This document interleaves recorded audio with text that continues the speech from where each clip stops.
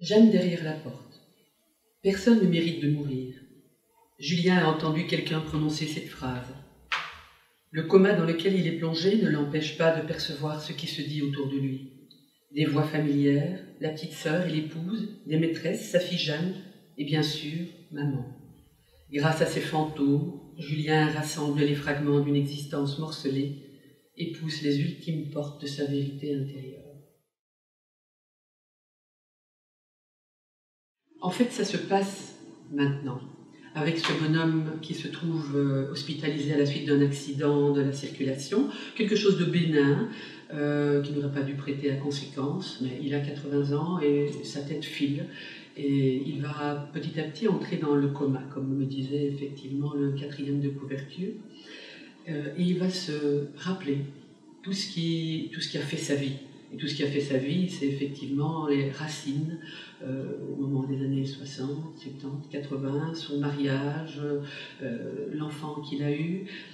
Donc on va découvrir un petit peu la manière de vivre à ce moment-là.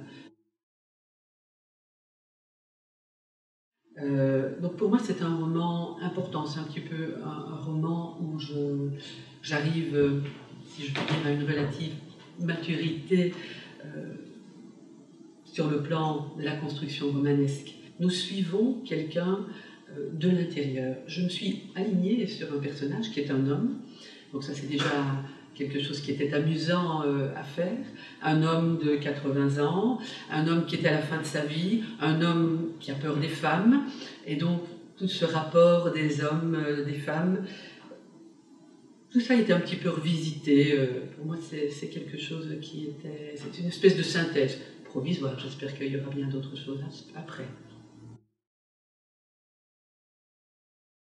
Il y a la possibilité de s'emballer, de revoir effectivement à travers tous les flashbacks qui font le récit, toute cette SB, toute cette campagne, toute cette vie à ce moment-là.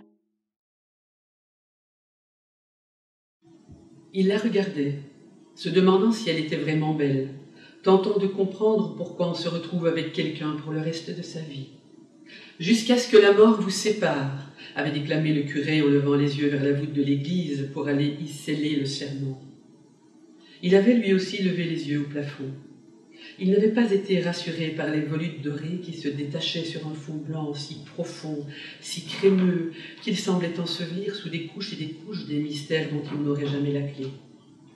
Et au premier rang, il y avait la veuve, qui avait gardé son regard de renard pris au piège, un regard méchant de douleur, non pas celle d'avoir perdu le mari, non. Ce regard, elle l'avait avant, plus aigu même.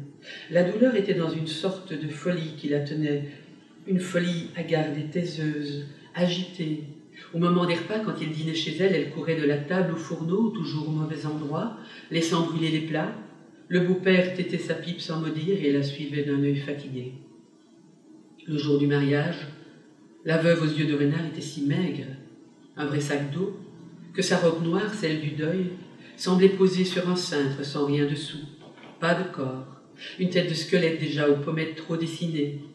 Sa fille ne lui ressemblait pas, Dieu merci, ou il ne l'avait pas vue. Il avait eu peur soudain, il avait serré la main de sa mère qui lui avait rendu sa pression avec une moue qui disait « On se tient, mon garçon ».